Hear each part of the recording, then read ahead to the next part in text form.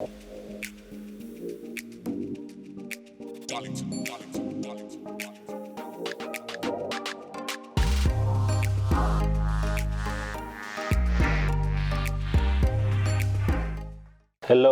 I hope you've been keeping well. Thank you so much for joining us for this session, where we are actually going to be discussing about marketing, how you can effectively market your business, and how you can effectively generate sales from your marketing activities. Today, I have the M&J CEO, Mr. Jerry Monyazungu. Mr. Jerry. Thank you very much for having me, Tamuka. Thank you so much. So if we're looking at it, I think it's a question that a lot of entrepreneurs have when it actually comes to marketing. Most businesses, they invest a lot of money into marketing, and sometimes they find it very, very difficult to actually measure the return.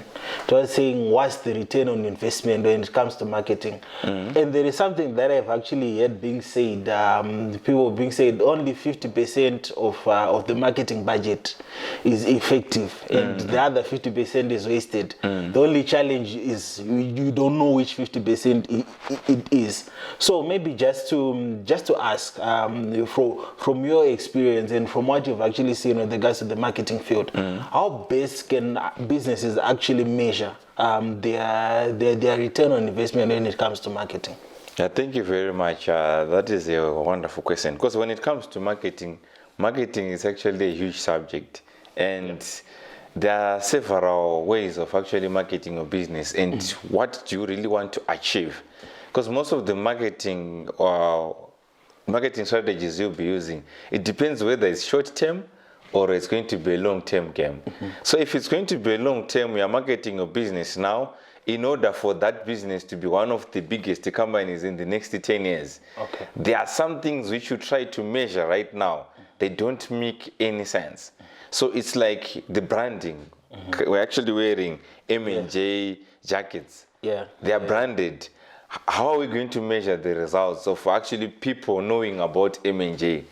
That is a $1 million question. You might use a brand ambassador, but you might not even have any feedback that your brand ambassador is bringing results. But if you're fortunate, you're going to hear that, no, I've bought because I've actually saw this, like we are marketing the Chartered Vendor book using the brand ambassadors. I think I've met about 3-4 clients who are mentioning a certain name of the brand ambassador to say, I saw this book on so-and-so channel. Okay. So it's different. You want to create a billboard. How are you going to measure if people are going to see that billboard? What do you really want to achieve by having a billboard along a highway? What do you really want to achieve? If you are branding your cars, what do you want to achieve? If you are marketing on social media marketing, what do you want to achieve? I think that's where the question is. So mainly what is important is before a business, even you as an entrepreneur, before you actually engage in any marketing activities, it's important to actually determine what exactly it is that you want to achieve. Yeah. So when it actually comes to goal setting, let's maybe say someone wants to actually plan maybe a campaign that they want to run for the next 3 months. How do they actually approach the process when it comes to goal setting in terms of marketing? Yeah, let's say you want to push a product, you want to push a service in the next 3 months. All right. So what we're going to say is, what can we do to actually market this product? Who are our targeted audience for this, or our targeted clients or customers? So that's where the first question is. Who do we want to target? What are we now going to do? And which results are we going to measure after those 3 months? What can we say? Were we actually performing better, or we were not performing well? As you know, marketing, are trying to get the attention. Sometimes if you're going to measure your marketing according to your revenue, maybe you've marketed the product well. The leads are being generated. But I think when you're measuring market, you should actually measure it according to the leads which are generated. Okay. Or according to, if you're focusing on maybe brand awareness, how many people now knows about your brand in a certain target audience? Let's say you're targeting a country, or you're targeting Harare only. Do people really know about M&J? Out of 4 people, if you mention when you're going for a meeting and you say I'm coming from M&J, how many people really know about M&J? So if you see like you're making maybe you're conducting a lot of meetings or you're conducting a survey, then you can see that maybe out of 10 people, only 1 person actually knows about M&J, but you were carrying out a brand awareness strategy. It means maybe didn't actually achieve the certain results. All right. So this is where you have to actually start, because we want attention as a business, because attention actually creates the money. So even as a person, you want to do personal branding. You want to brand yourself as a person. You have to check the results. Maybe how you are doing it on social media. How many engagements are coming on your post? How many people are actually requesting even for friendship? How many people are liking that page? How many people are engaging with your videos on TikTok? This is some of the measurements you're going to make. And like they always say, like we were saying, 50% of the marketing budget is lost, but most people, it's very difficult to actually quantify where that money is going. But if you look at big companies like Coca-Cola, they're spending millions and millions of dollars on marketing. Sometimes you even wonder, why are these guys still marketing? I think when you're actually coming for this recording, the big company, Econet, is advertising on a radio station in Zimbabwe. How are they going to measure whether Econet as a brand is still up there like they were? But they're still just pushing. I think even in Zim currently, everyone knows about Econet. Exactly. But these guys are still hungry, they're still going to the market. As you're actually talking, there is something that you mentioned, something to do with personal branding, which I also personally believe that it is important, especially for any business people, for any business person who's out there. It's important to actually brand yourself. But I've actually seen a lot of entrepreneurs, pardon me for saying this, but they operate like CIOs, basically. It actually say that they might have a business that they are running. But if you actually try to search out for maybe the person who's actually running the business, you actually find that there is no content on them about them anyway. If you actually try to talk to them to say, why are you not on social media? Why are you not exploring social media? They'll say, I really don't want people to know me, something like that. What would you say when it actually comes to personal branding? Should every business owner brand themselves, or maybe it's industry specific? What's your thoughts on that one? I say everyone is supposed to actually do personal branding. That is very, very important. Because like if you look at these big companies, you look at your Apple, they had Steve Jobs. That was their main man, and they branded him to be the face of the company. If you look at Econet, they've got Strive Masiwa. So it doesn't mean that some of them, there's the Wharton family. Or each and every company, look at Amazon, they've got Jeff Bezos. Yes, everyone actually needs that personal branding. And these days, it's now very easy to actually create your own brand. Let's say there's a lady who is maybe a hairdresser. She can actually even start creating her own blog, her own vlog, to actually brand herself, just by writing maybe which new styles are available on the market. What is really happening in Brazil? What is the difference between maybe the braids or these hairstyles? So people who think that only Econet, only Telecel, only big companies, your daughters, they are the ones who are supposed to do, the CEOs are the ones who are supposed to do personal branding. You look at what is happening, especially with Bank ABC. That's why even you look at Dr. Lance Mambondiani, he's a brand himself. He's got a certain value. Before he even mentioned Bank ABC, himself is a brand on his own. When he moved from Stuart Bank, I think that mojo, that impact Stuart Bank had was actually lost because the CEO has just moved from another bank to another bank. So personal branding becomes handy because when you went to Bank ABC, all the limelight was actually taken by Bank ABC, and Bank ABC is rising. They are closing deals. They they're making an impact. Because why?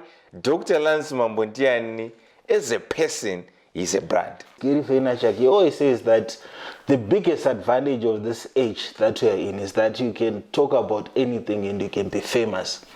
There's one example that he actually loves to highlight that has to do with the Smurfs. Actually say, if you are passionate about the Smurfs, that cartoon, the Smurfs, exactly, you can actually create content about it, and you can even make 5 figures a year talking about the Smurfs. So maybe just to pose this question, because if we were, let's maybe say for someone who actually wants to build a personal brand around their skill, maybe it's a hairdresser who wants to brand themselves as the best that we actually have in the country. If we were back in 1940 or even 1930, media was expensive. Just for you to be featured maybe in a newspaper articles, you needed to fork out a lot of money.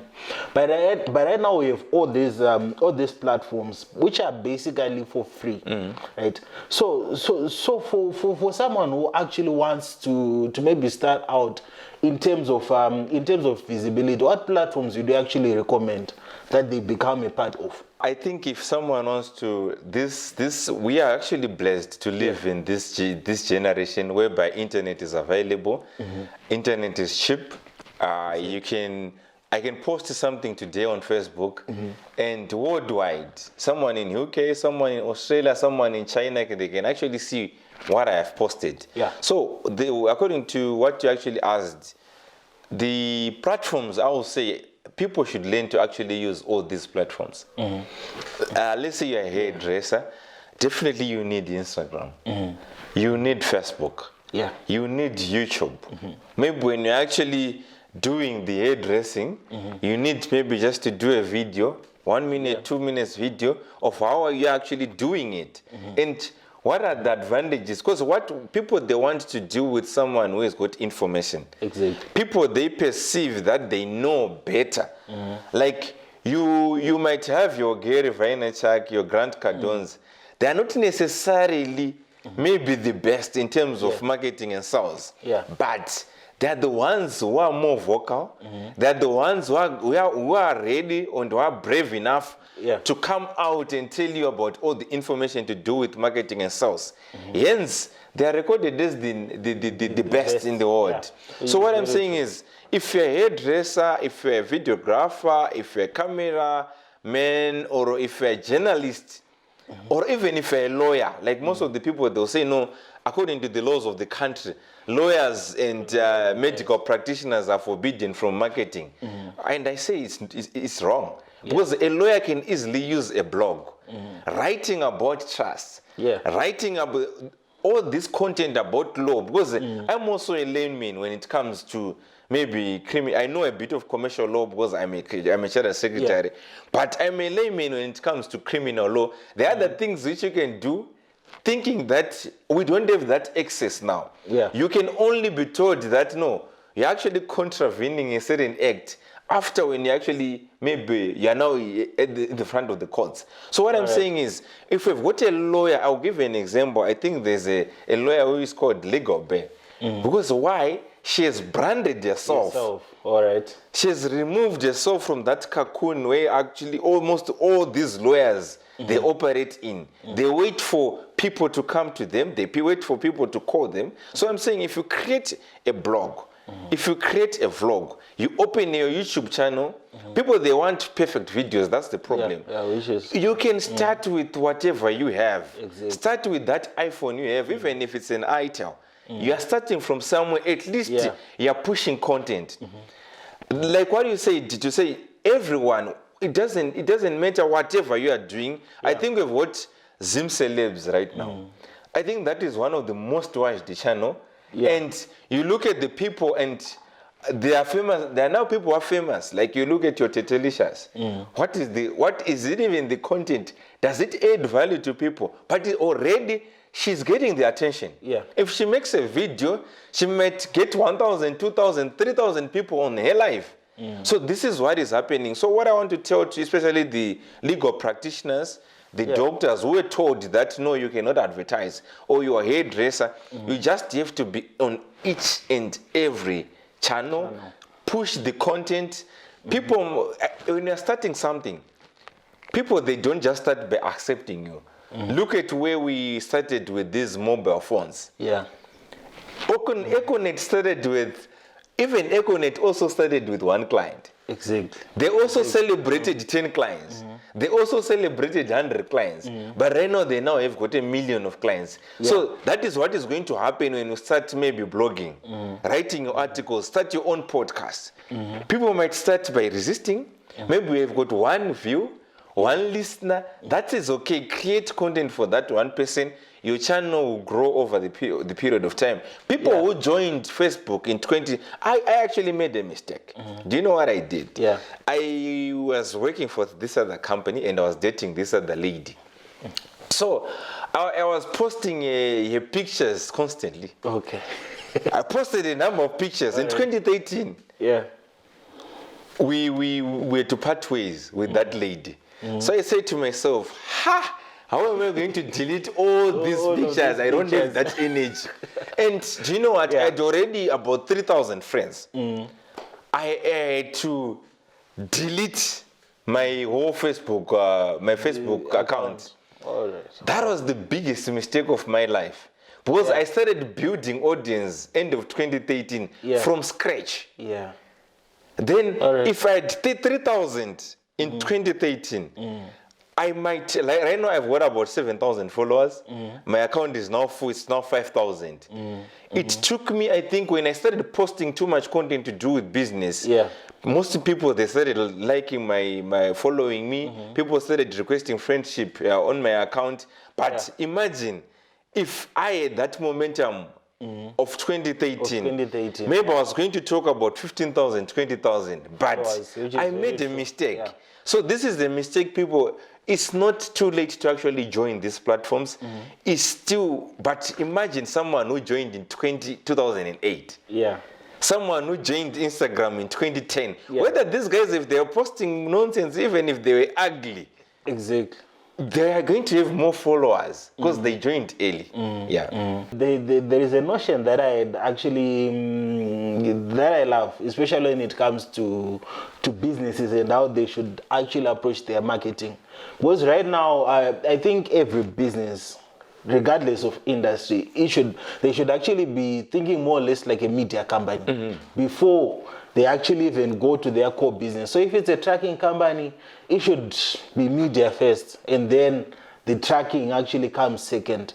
So when it actually comes to that, because from the way most organizations are still approaching their marketing, because in actually speaking with a lot of marketing managers or even C-level executives in business, they are actually looking at social media as a kid's playground, which is which I'd like to believe that it's quite unfortunate, given the traction and given the reach of where social media can actually take these companies.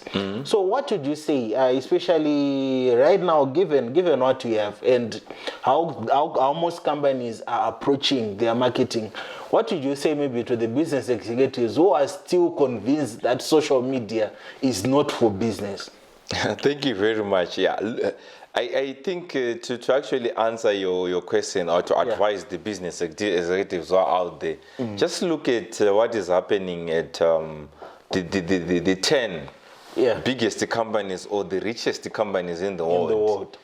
What are they doing? They're into technology. They're on internet. Which is very true. And most of the companies, I think I've got your Facebook, these are the companies which are the fastest growing companies. They are coming from the social media platforms. So that's where the real money is going to be. Even right now, you've noticed that even our money is no longer even physical. They've created the Bitcoins. They've created these currencies which are now being used virtually. So what I'm saying to someone is, if he's a business executive, if you're not if you're never going to join these social media platforms, you are going to lose out. They are going to regret after 10, 15 years. If you look at a guy like Grant Cardone, who has managed to actually build his real estate differently, unlike what most of the Zimbabwean companies maybe they are doing, because they believe in doing their traditional way of doing things, putting a lot of I think you've got a certain company which has got those small banners by the roadside. Yeah, Each and every, especially in the low density suburbs. Exactly. That is the old way of doing things. Yeah. I no longer look at that. I want at my own time.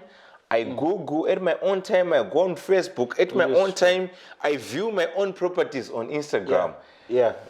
I can even do it at 2 a.m. This is how it's supposed to. Because your social media platforms, they can act as your agents. And the beauty about social media is anytime someone can go through Jerry's timeline, if they know that Jerry is into real estate, and check the properties which are actually available. Yeah. And I can even see the pictures, the videos, without necessarily visiting, let's say, the properties in Chishawasha. That is the beauty about social media. Yeah. I can no longer do my 8 to 5.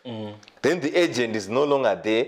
But your Facebook page can still be your agent. Your Instagram account can still be your agent. Your YouTube channel can still be your agent. Which is very Your TikTok, you can even easily do a small video in that certain house which you are selling. Yeah. I can go and check someone's account. So Exactly. if you're a business executive, you're into real estate, like what I said, that's why Grant Cardone is beating many. I think he's got one of the fastest growing portfolio of real estate currently in America. Yeah. It's no more than 2.2 billion, but the last time I was checking, it was around 1.2 billion. So it means they actually grown with $1 billion. Why? It's just using social media to get the capital. Because I've heard him actually advertising that if you've got a 250,000 USD, which you're not using, please bring it to me. And he's the one who's going to handle everything. Yeah.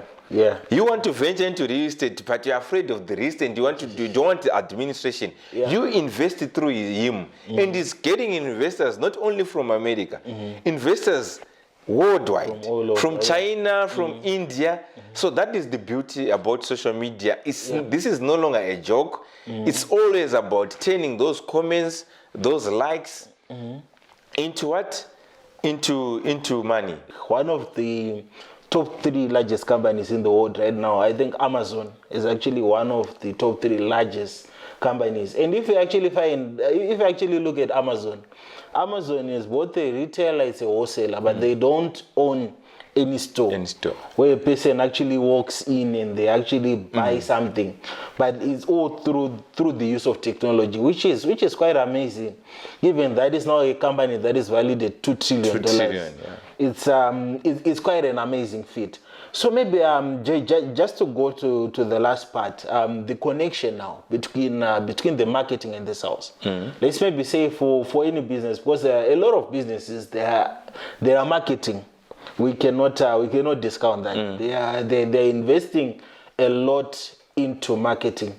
But one of the saddest things I think that I've seen with a lot of companies is they can run a campaign, right? And they are saying, come call us, send us messages, send us emails. But if you actually find most of the time you send an email to a company, they don't respond.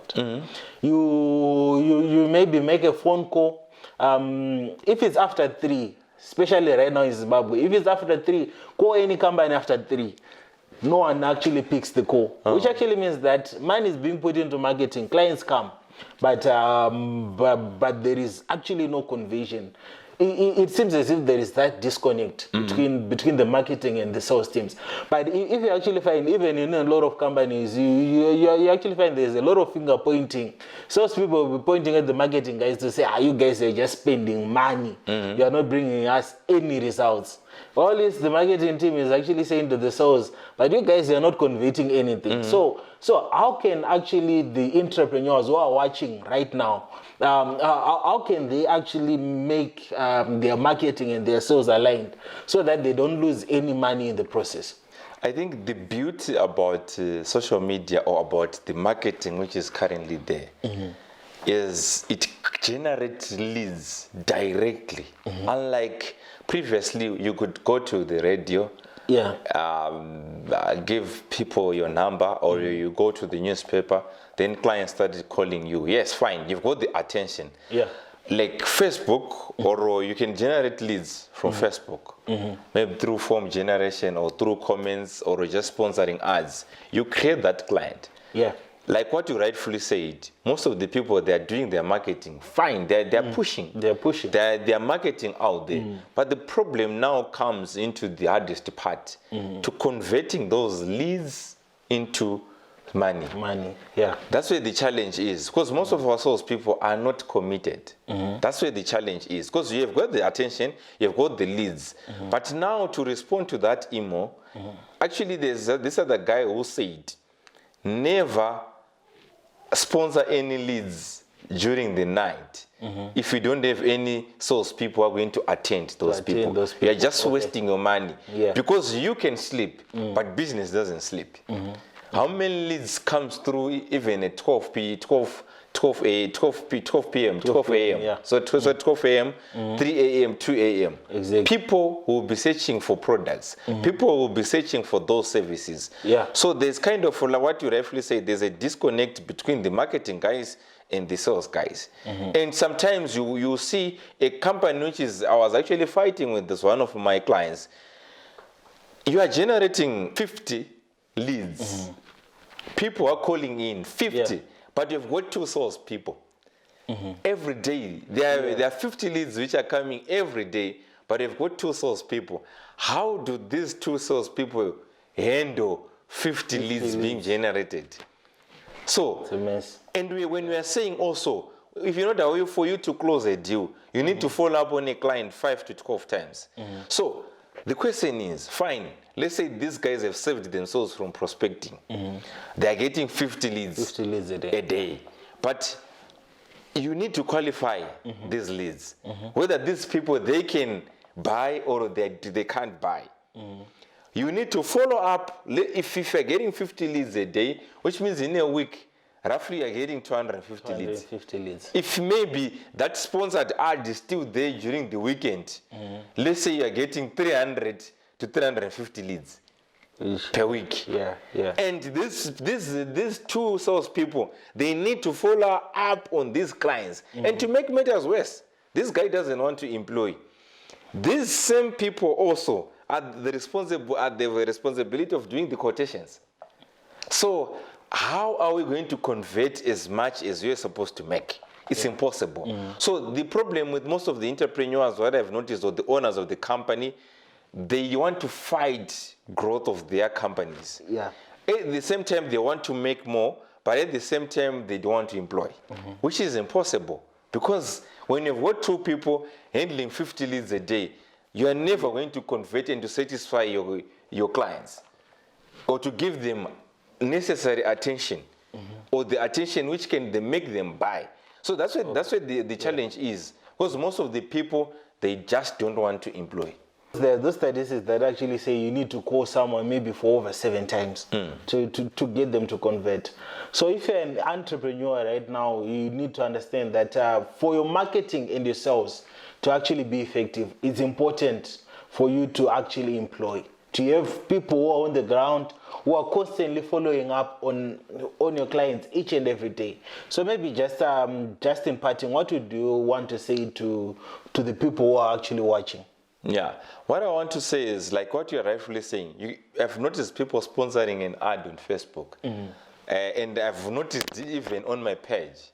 Then they've got other businesses actually advertising their products on your page, on the comment section. And sometimes these guys are even going to make money through your page when you are not paying attention. Because if you're paying attention, you could have easily removed these people, delete their comments. Exactly. But this is what is happening.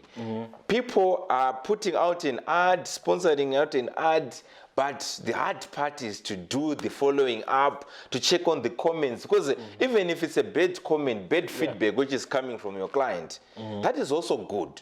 Yeah. But if you don't have the people who are manning that page, people who are constantly checking on that page, people who are always responding to the clients, we are going to have a serious challenge. And this is the money which you are just wasting. It's better for you to save that money. You can't put a sponsored ad when you don't have people who are going to actually, respond to that reactivate. ad. So to the people who are doing advertising, whether if you go on radio, whether if you are going to put a full page in your Herald or Newsday newspaper, that is never going to help you if you don't have people who actually respond. I've got another client also. This guy is good at marketing. He actually over markets because he can go all out, calendars, Facebook, he can do newspapers, he can do everything. But the problem is there's only single phone number on all these platforms. And he's the owner of the company. He's the one who's doing the strategy, the operations, and he believes that is the one also who can sell better. So how are you going to convert if people from newspapers, people from the social media are start bombarding you with questions? You are never going to respond to them, or you might even think that no, this business is actually bad, but you are not making a proper decision. Give a chance to your sales team. Yes, they might first maybe they might fail to actually reach your standards, but as time goes on, with the proper training, with proper attitude, they'll end up actually closing more deals, and you can now focus on the strategy as the owner or the director of the company. Thank you. Thank you. Thank you so much for that. So you've heard it yourself. When it actually comes to marketing, when it comes to sales, you need to have a team in place. You actually need to train your team. You need to equip your team. Thank you so much for joining us for this session. Until next time, it's goodbye for now. Darlington.